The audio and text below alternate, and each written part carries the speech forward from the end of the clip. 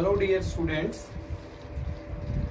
जैसा कि आप जानते हैं कि मैग्नेटिक इफेक्ट ऑफ करंट इससे पीछे के वीडियो में आपने देख लिए थे और वहाँ तक अपना जो कोर्स है, सिलेबस है, वो हो चुका था मैग्नेटिक इफेक्ट ऑफ करंट। उसके बाद इस यूनिट के अंदर मैग्नेटिक इफेक्ट ऑफ करंट और दूसरा था मैग्नेटिज्म।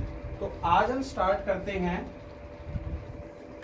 मैग्नेटिज्म, जो इसका सेकंड पार्ट है।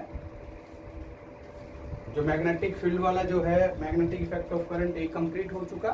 इसके बाद आता है हमारा क्या, मैग्नेटिज्म। तो थोड़ा बहुत आपने जैसे मैग्नेटिक फील्ड के अंदर पढ़ लिया था, उसके अंदर की मैग्नेटिक फील्ड किसे कहते हैं कि ऐसा स्पेस किसके अराउंड, मैग्नेट के अराउंड, ठीक है, जहाँ पे क्या हो कि मैग्नेटिक फोर्स एक्सपीरियंस्ड हो सके, हम उसे मैग्नेटिक फील्ड कहते हैं। ठीक है, तो मैग्नेटिज्म के अंदर क्या है, मैग्नेटिज्म क्या होता है, एक इससे पहले छोटी सी डेफिनेशन आती है, मैग्नेट किसे कहते हैं। मैग्नेट किसे कहते हैं वो आपने देख भी लिया होगा। जैसे एक बार मैग्नेट आपने देखी होगी, इस तरफ यहाँ पे N लिखा होता है, यहाँ पे S लिखा होता है, दो पोल होते हैं, नॉर्थ पोल और साउथ पोल। तो ये मैग्नेट क्या करती है, मैग्नेटिक मटेरियल्स को अपनी तरफ अट्रैक्ट करती है। तो एक ऐसा मटेरियल जो क्या करे, मैग्नेटिक मटेरियल्स को अट्रैक्ट करे। The material which attracts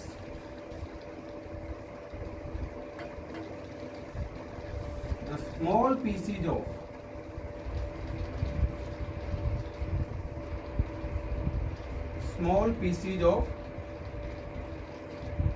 magnetic materials like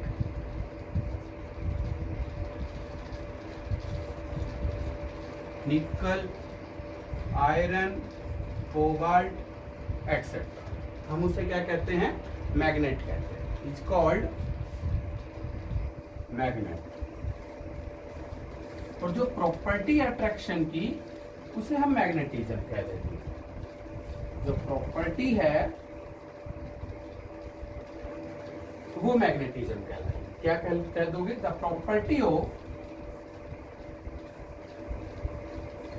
attraction of a magnet of magnetic elements like iron, nickel, cobalt etc.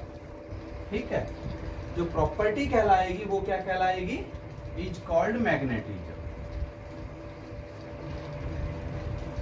तो यहाँ से दो बातें सिंपल हमने लिखी कि मैग्नेट किसे कहते हैं। तो मैग्नेट क्या है कि मैग्नेट एक वो मटेरियल है जो निकल, आयरन, जो मैग्नेटिक मटेरियल्स हमारे ये हैं, इनको अपनी तरफ क्या करे, अट्रैक्ट करे। ठीक है, खींच ले।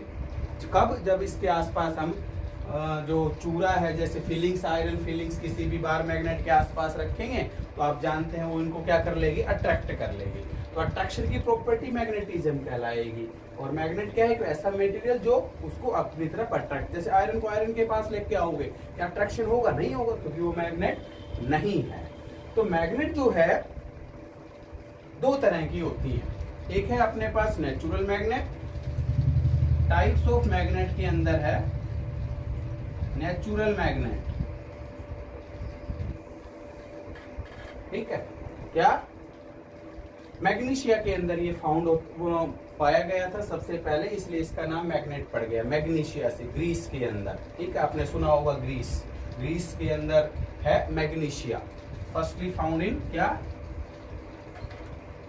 मैग्नीशिया, इसके अंदर है, ग्रीस के अंदर है। ठीक है, तो वहां ये मिला था, इसलिए मैग्नीशिया से इसका नाम क्या पड़ा, मैग्नेट पड़ा। तो ये नेचुरल मैग्नेट जो है मैग्नेटाइट बोलते हैं, Fe3O4, ये कच्चा पदार्थ है, ओर है, मीन्स क्या है, ये ओर है, मैग्नेट बनाने का ये ओर है। इसको हम फेरस ऑक्साइड बोलते हैं या मैग्नेटाइट कहते हैं।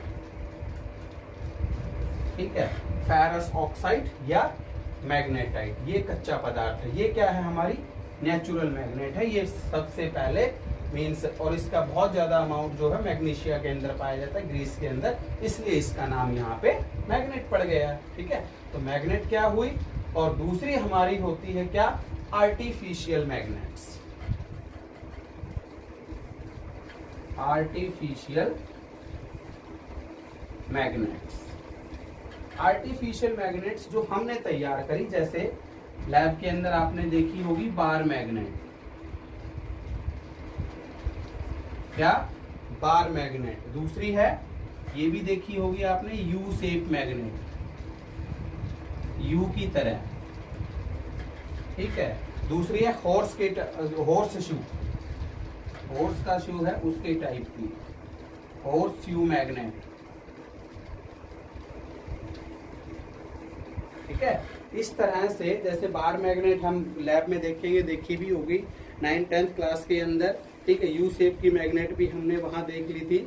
एक बॉल एंडेड मैग्नेट होती है, थर्ड है ये, और फोर्थ है बॉल एंडेड मैग्नेट। एक तरफ बॉल टाइप होती है एक एंड के अंदर, बॉल एंडेड मैग्नेट। तो ये हमारा मैग्नेट हुआ। मैग्नेट किसे कहते हैं, मैग्नेटिज्म किसे कहते हैं, और नेचुरल मैग्नेट्स क्या है, और आर्टिफिशियल मैग्नेट्स क्या है, ठीक है। यहाँ पे वीडियो को आप पॉज करेंगे, यहाँ से लिख लेंगे, ठीक है। ये बातें जो भी हैं, मैग्नेट किसे कहते हैं, सिंपल बातें, क्योंकि आगे यूज भी करेंगे हम। मैग्नेट क्या है, मैग्नेटिज्म क्या है, नेचुरल मैग्नेट क्या हुआ, और आर्टिफिशियल मैग्नेट्स क्या क्या है। मीन्स जो मैग्नेट है वो दो तरह की है, नेचुरल मैग्नेट और आर्टिफिशियल। बहुत ज्यादा रोल अपना यहाँ पे बार मैग्नेट का है, ठीक है, क्या बार मैग्नेट का रहेगा इसके अंदर। तो इस वीडियो को पॉज करके यहाँ पे आप ये लिख लेंगे। इसके बाद हम बढ़ते हैं बार मैग्नेट से रिलेटेड बातें कुछ है, और इसकी प्रॉपर्टीज क्या क्या है। बार मैग्नेट किसे कहते हैं, बार मैग्नेट क्या एक रेक्टेंगुलर शेप मैग्नेट है, ठीक है। यहाँ पे लिखा होगा आपका नॉर्थ, यहाँ लिखा होगा पॉइंट क्या एस, साउथ, ठीक है। इस तरह से ये एस हो गया और ये नॉर्थ हो गया, ये साउथ हो गया। जब इसको हम फ्रीली सस्पेंड करते हैं, बार मैग्नेट को जब हम फ्रीली सस्पेंड करते हैं, तो ये ज्योग्राफिक नॉर्थ और ज्योग्राफिक साउथ की तरफ आएंगे। इसका नॉर्थ ज्योग्राफिक साउथ की तरफ चला जाएगा, इसका साउथ ज्योग्राफिक नॉर्थ की तरफ चला जाएगा। जैसे इधर नॉर्थ हो गया, इधर क्या हो गया, साउथ हो गया, तो इसका साउथ और इसका इस तरह से नॉर्थ उसकी तरफ चला जाएगा। तो बार मैग्नेट क्या है, rectangular shape magnet, it is rectangular shaped magnet when freely suspended, जब इसको फ्रीली हम क्या करेंगे, सस्पेंड करेंगे, अलाइंग इन ज्योग्राफिक नॉर्थ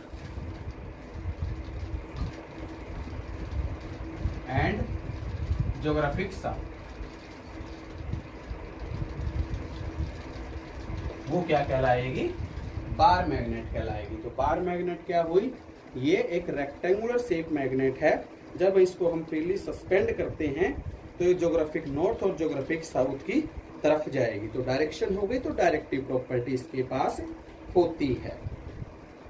तो प्रॉपर्टीज की जब हम बात करेंगे, प्रॉपर्टीज लिख देते हैं इसकी,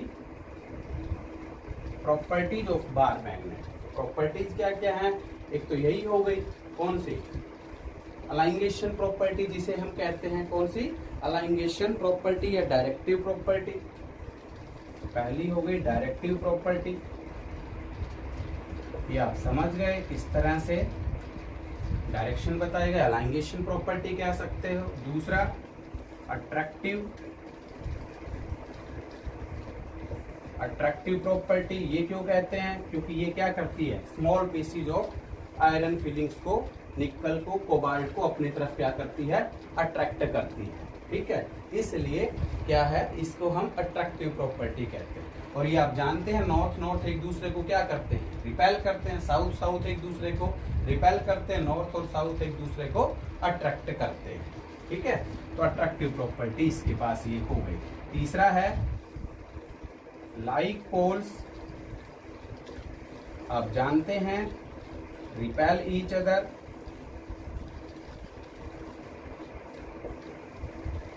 and unlike poles attract each other.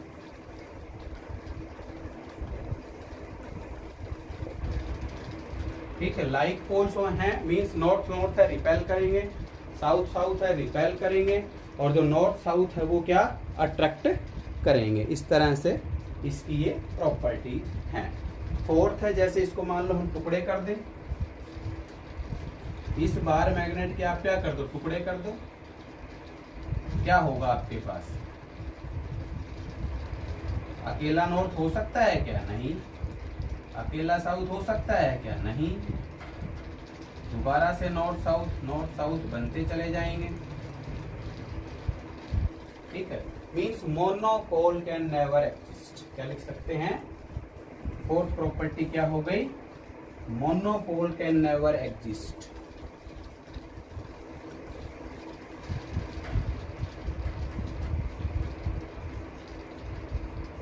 ठीक है, मोनोपोल एग्जिस्ट नहीं होगा। बार मैग्नेट हमेशा किसके अंदर होगी? डाइपोल के अंदर रहेगी। ठीक है, और एक है मैग्नेटिक इंडक्शन। मैग्नेटिक इंडक्शन से हम क्या समझते हैं? जैसे सपोज एक जो आयरन की नेल है, ठीक है, जो पेपर पिन जो है आप कहते हैं, पेपर पिन को यहाँ लगा दो, पिन के दूसरी पिन लगाओ, तीसरी पिन लगाओ, इस तरह से वो क्या एक चेन सी बन जाएगी। ठीक है, मीन्स पिन के पास क्या आ गया? मैग्नेट आ गया। वो किसकी वजह से आ गया? इसकी वजह से आ गया। इसलिए हम क्या कहते हैं? मैग्नेटिक इंडक्शन कहते हैं। तो बार मैग्नेट क्या हुई और उसकी प्रॉपर्टीज क्या हुई, यहाँ पे वीडियो को पॉज करेंगे और क्या आप लिख लेंगे। ठीक है, वीडियो को पॉज करके ये सारी बातें यहाँ से आप लिखिए।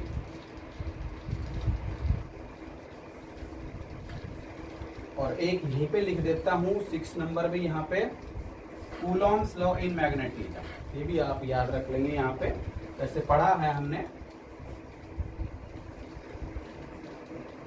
Coulomb's law in magnetism. Electrostatics के अंदर आपने पढ़ा है Coulomb's law.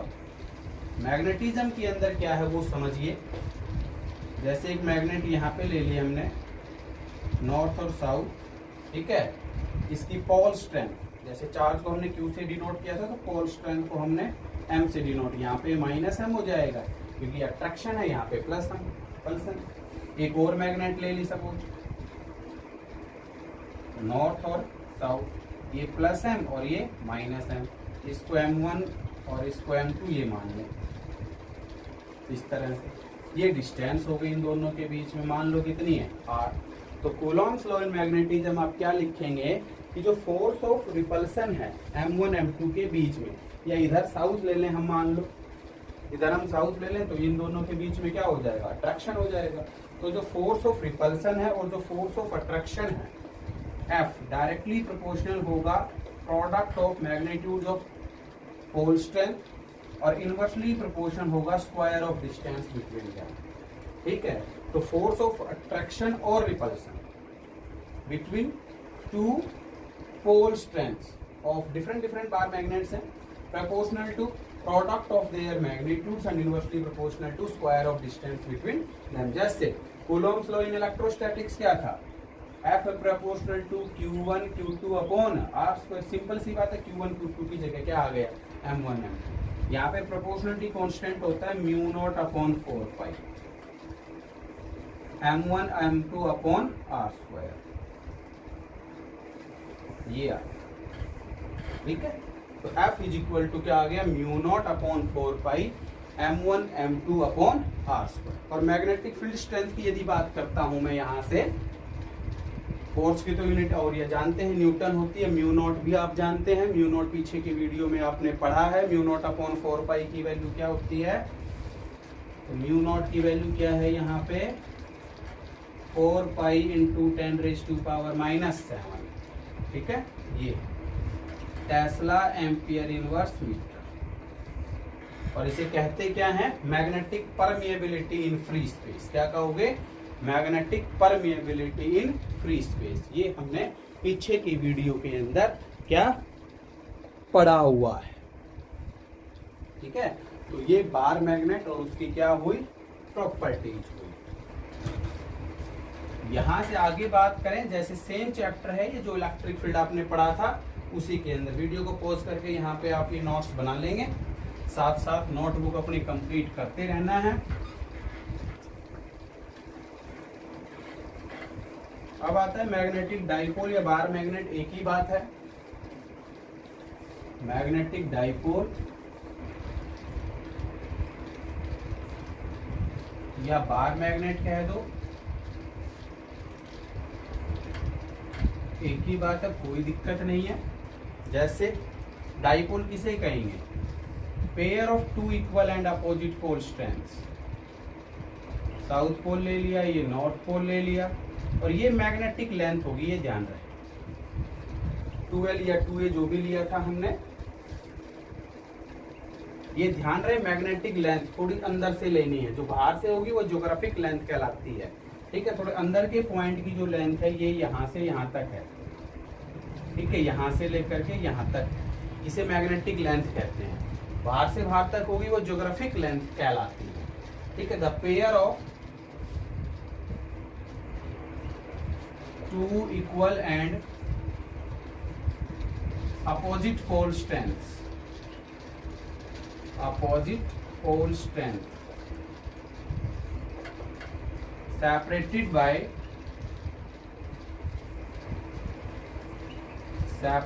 by a small distance is called magnetic dipole, या इसे बार मैग्नेट भी चाहे आप कह दो। ठीक है, द पेयर मैग्नेटिक लेंथ का ध्यान रख लेना ये इस चीज का, कि साउथ थोड़ा हमें पॉइंट जो अंदर से लेना है, क्योंकि मैक्सिमम जो पोल स्ट्रेंथ होती है वो एंड पॉइंट्स के ऊपर होती है।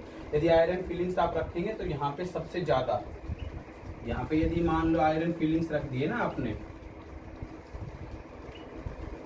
तो यहाँ पे सबसे ज्यादा आयरन फीलिंग्स होंगे और यहाँ पे सबसे ज्यादा होंगे। पोल स्ट्रेंथ सबसे ज्यादा एंड पॉइंट्स के ऊपर होती है, बाकी बीच में कम होते हैं। आयरन फीलिंग्स की जो अमाउंट है वो सबसे ज़्यादा जो है वो एंड पॉइंट्स के ऊपर होती है।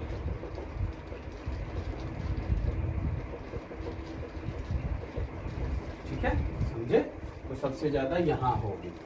और आपने एक चीज़ और पढ़ी थी वहाँ पे, इलेक्ट्रिक डाइपोल मोमेंट, तो यहाँ पे क्या होगा? सिंपल सी बात है, मैग्नेटिक डाइपोल मोमेंट। क्या? मैग्नेटिक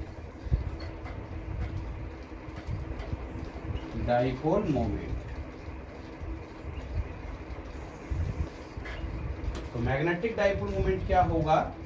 द प्रोडक्ट ऑफ, यहाँ पे ये माइनस एम हो गई, ये पोल स्ट्रेंथ प्लस एम हो गई सपोज। ठीक है, तो product of pole strength and separation between them क्या होगा? Magnetic dipole moment. It is the product of pole strength, कोई सा भी ले लो, चाहे एक वो प्लस एम है एक माइनस एम, वो डायरेक्शन की बात आ जाएगी। Either pole strength and separation between them,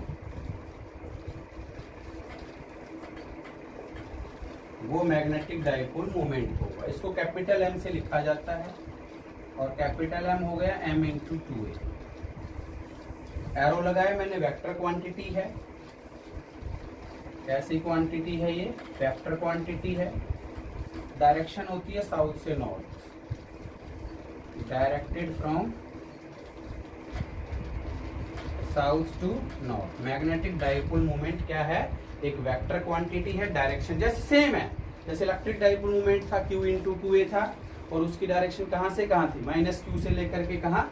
plus q की तरफ। तो इसमें क्या होगा? साउथ से नॉर्थ की तरफ, माइनस m से लेकर के कहाँ? प्लस m की तरफ। इसकी यूनिट और यूनिट की बात करेंगे। इसकी यूनिट जैसे वहां पे हमने पढ़ा था, torque is equal to m into B आया था। ठीक है, एनर्जी आई थी, और टॉर्क आपने जो पीछे पढ़ा था पीछे वाले वीडियो के अंदर, तो इस टॉर्क यूनिट होती है जूल, इसकी होती है टेस्ला, तो जूल पर टेस्ला। और एक और होती है एम्पियर मीटर स्क्वायर। यहाँ पे जो m है वो क्या है? Ampere metre square. Tau is equal to M B sine theta, हमने पढ़ा था पीछे वाले वीडियो के अंदर, तो वहां से यूनिट हो गई और आगे आएगा भी। तो जूल पर टेस्ला इसकी यूनिट होती है और एक होती है एम्पियर मीटर स्क्वायर। तो ये डाइपोल मोमेंट की जो है वो यूनिट आप यहाँ से याद रखेंगे, क्योंकि जो मैग्नेटिक डाइपोल मोमेंट आएगा आगे करंट इनटू एरिया वो भी हम डिस्कस करेंगे। यहाँ पे इसकी यूनिट फिलहाल आप याद रख लो, और ये कैसे आई वो मैंने फॉर्मूले से आपको बता दिया। एक मैग्नेटिक फील्ड का और फॉर्मूला याद रख लेना, जैसे आपको ध्यान हो E बराबर होता है क्या, F बाई क्यू, इसी तरह से B बराबर होगा यहाँ पे F बाई एम। तो सिंपल सी बात। इलेक्ट्रिक फील्ड इंटेंसिटी क्या थी, फोर्स पर यूनिट टेस्ट चार्ज, तो यहाँ पे मैग्नेटिक फील्ड क्या हो जाएगी, फोर्स पर unit pole strength.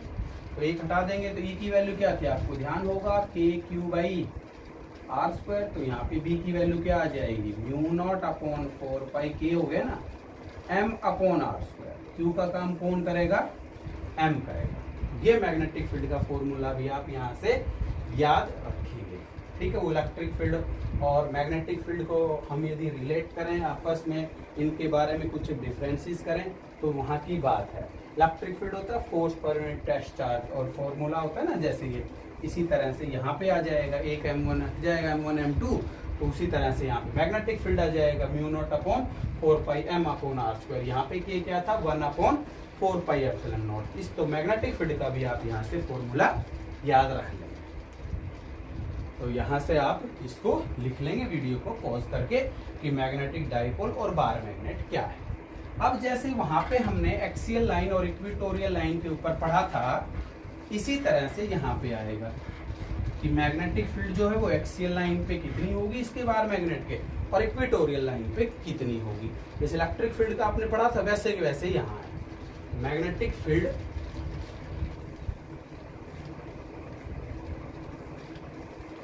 at an axial line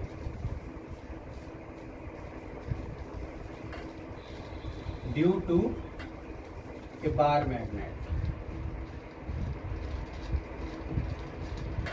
due to a bar magnet या मैग्नेटिक डाइपोल ये कह सकते हैं, और मैग्नेटिक डाइपोल वहां पे इलेक्ट्रिक डाइपोल के लिए निकाला था, यहाँ हम क्या मैग्नेटिक डाइपोल के लिए फाइंड आउट करेंगे, ठीक है। तो क्या करना है आपको, एक बार मैग्नेट लेनी है और उसके हिसाब से उसके एक्सियल लाइन पे हमें क्या मैग्नेटिक फील्ड निकालनी है। जैसे सपोज ये मैंने बार मैग्नेट ले ली, ये साउथ, ये नॉर्थ, और यहाँ से यहाँ तक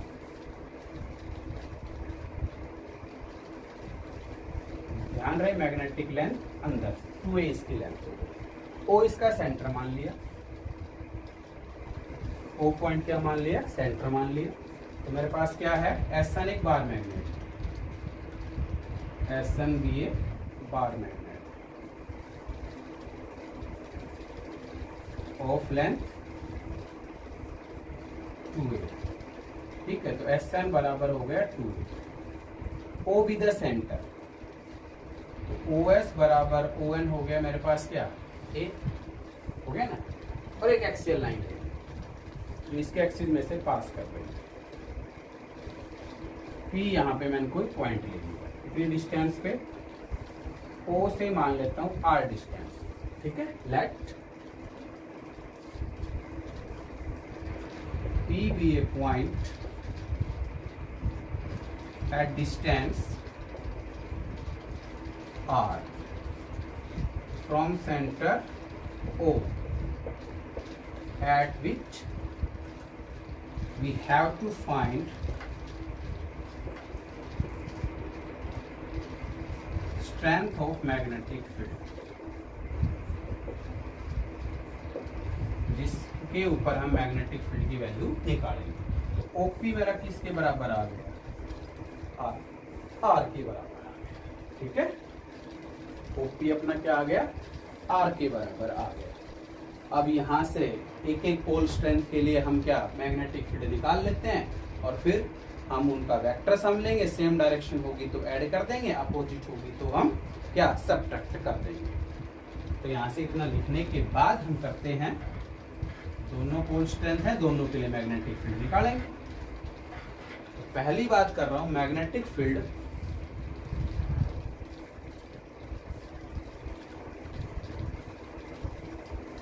eight point P due to north pole. मान लेता हूं B1, क्या फॉर्मूला बताया अभी mu naught upon 4 pi m upon r square. यहाँ पे प्लस है माइनस m है, यहाँ पे क्या है प्लस m। और आप जानते हैं नॉर्थ पोल के कारण मैग्नेटिक फील्ड की डायरेक्शन कहाँ होगी, outward directed r square, sorry r क्या है यहाँ पे n से लेकर के p तक, np का स्क्वायर, और डायरेक्टेड डायरेक्शन होगी आउटवर्ड, क्योंकि नॉर्थ पोल के कारण कहाँ होगी आउटवर्ड, साउथ के कारण कहाँ होते हैं इनवर्ड, ये डायरेक्शन होगी आउटवर्ड इस तरह से, ठीक है। अब इसी तरह से इसके कारण निकालोगे तो इसकी डायरेक्शन कहाँ होगी इनवर्ड, और एनपी की वैल्यू और निकाल के रख देते हैं। तो एनपी बताओ क्या होगा हमारा, एनपी बराबर आ जाएगा आपके पास, एनपी को लिख दूं मैं OP minus O N, OP minus O N इसके बराबर आ गया आर माइनस, तो B1 आ गया mu naught upon 4 pi m upon r minus ए का स्क्वायर फर्स्ट, और direction outward,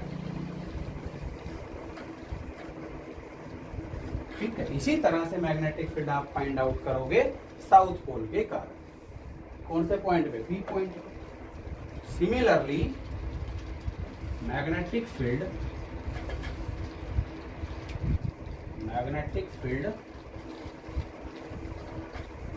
eight point P due to south pole क्या आएगा, B2 मान लेता हूं म्यू नॉट अपॉन 4 पाई, ये डायरेक्शन की बात है, माइनस हम नहीं लिखेंगे, मैग्नीट्यूड लिख रहे हैं तो मैग्नीट्यूड लिख रहे हैं तो माइनस की जगह प्लस से आएगा, अपॉन क्या SP का स्क्वायर, और SP किसके बराबर है, OP प्लस OS किसके बराबर आ जाएगा R प्लस ए, तो यहाँ पे क्या आया, ये आ गया mu naught upon 4 pi m upon R plus a का हो, और डायरेक्टेड इनवर्ड, इसकी डायरेक्शन साउथ पोल के कारण कहाँ हो जाएगी इनवर्ड, ये डायरेक्शन हो गई इनवर्ड, डायरेक्टेड इनवर्ड। इसको मान लो अब वेक्टर्स हम ले लो, B1 इधर जा रहा है B2 इधर जा रहा है, दोनों की डायरेक्शन अपोजिट हो गई तो क्या होगा माइनस होगा, ज्यादा में से कम घटा दो, देख लो ज्यादा कौन सा है, B1 का मैग्नीट्यूड ज्यादा है या B2 का मैग्नीट्यूड ज्यादा है, यहाँ पे ये कम हो गया तो ये नीचे है, नीचे कम है तो ऊपर वाला ज्यादा आएगा, तो B1 ज्यादा हो गया B2 कम हो गया। Net magnetic field at point P क्या करेंगे, यहाँ से इस वीडियो को पॉज करके आप लिख लेंगे, net magnetic field at point P, net magnetic field at point P वो क्या आएगा, B मान लेता हूं, B1 ज्यादा है तो B1 माइनस, वैल्यूज आप अब पुट कर देंगे, इसको मैं मिटा रहा हूं, साथ साथ आप नोट्स बनाते रहेंगे, इसके नोटबुक कंप्लीट करते रहेंगे आप अपनी, इस चीज़ का ध्यान रखेंगे। कॉमन आ गया मेरे पास म्यू नॉट अपॉन 4 पाई, एम भी बाहर आ गया, अंदर बच गया 1 अपॉन r माइनस ए का whole square r plus a का, यहाँ से एलसीएम ले लो आप, mu naught upon 4 pi m r minus ए का whole square into r plus a का होल स्क्वायर, क्रॉस मल्टीप्लाई कर देंगे, ब्रैकेट खोल रहा हूँ, a square plus b square plus 2ab minus, इसी तरह से इसको r square minus a square minus minus plus आ जाएगा, होल स्क्वायर आपने को खोलना था, ये कैलकुलेशन आपके खुद कर लेना है। क्या कटा, आर स्क्वायर से आर स्क्वायर कट गया, ए स्क्वायर से ए स्क्वायर कट गया, ये दोनों कट गए, 2ar कितना हो गया 4ar हो गया। यहाँ से वीडियो को पॉज करके लिख लेंगे और अब आगे इसको हम सोल्व करें तो ये आ गया B बराबर μ0/4πm 2AR, 2 एक बार लिख देता हूँ, और इंटू 2AR डिवाइडेड बाई, ये फॉर्मूला बन गया r² माइनस a² का होल। ये देख लेना 2 इंटू 2 4 हो गया, एक 2 को मैंने बाहर लिख दिया, कोई फर्क नहीं पड़ेगा इससे। तो 2AR और ये आ गया इस तरह से यहाँ तक, क्योंकि m इंटू 2 मेरे पास पता है ना फॉर्मूला आपको, m इंटू 2a का फॉर्मूला हम जानते हैं ना, इसलिए मैंने लिखा है। तो ये आ गया b बराबर 2 μ0/4πm into 2a, capital M dipole moment अभी अभी पढ़ा, m इंटू 2a है ना, तो ये और into r divided by r² minus a² का होल। ठीक, और यदि बार मैग्नेट की लेंथ बहुत ही कम है, यदि a की वैल्यू r से बहुत ही कम है, a को नेगलेक्ट कर दो, तो b क्या आ जाएगा 2 μ0/4πm, नीचे देखो r की पावर 4 आएगी, एक r ऊपर है, एक कट जाएगी m/r, और यही फॉर्मूला वैसा का वैसा वहाँ पे आया, कैपिटल यहाँ पे m की जगह वहाँ पे क्या था b था, और यहाँ k था, सेम फॉर्मूला है ना। वेक्टर फॉर्म में लिखो तो एरो लगा दो, b वेक्टर बराबर, इन वेक्टर फॉर्म क्या लिखेंगे, b वेक्टर बराबर 2 μ0/4πm वेक्टर डिवाइडेड बाय क्या r, क्योंकि जो b होगा वो किधर जाएगा, b1 की तरफ ही तो जाएगा, b जो होगा वो b1 की तरफ ही जाएगा, क्योंकि b1 जाता है, और नेट कितना बचेगा b1 माइनस b2 बचेगा। ठीक है, तो ये था हमारा magnetic field at an axial. इसके बाद हम डिस्कस करेंगे magnetic field at an equatorial line. तो यहाँ तक आप इस लेक्चर के अंदर आज हमने जो डिस्कस किया है वो बार मैग्नेट और मैग्नेटिज्म, बार मैग्नेट की properties, magnetic dipole, dipole moment और मैग्नेटिक फील्ड एट एक्सियल। इस सेम चैप्टर है इलेक्ट्रिक फील्ड वाला, तो एक बार इलेक्ट्रिक फील्ड वाले चैप्टर को आप रिवाइज कर लेना, ये बहुत अच्छे से आपको समझ आ जाएगा। Okay, thank you.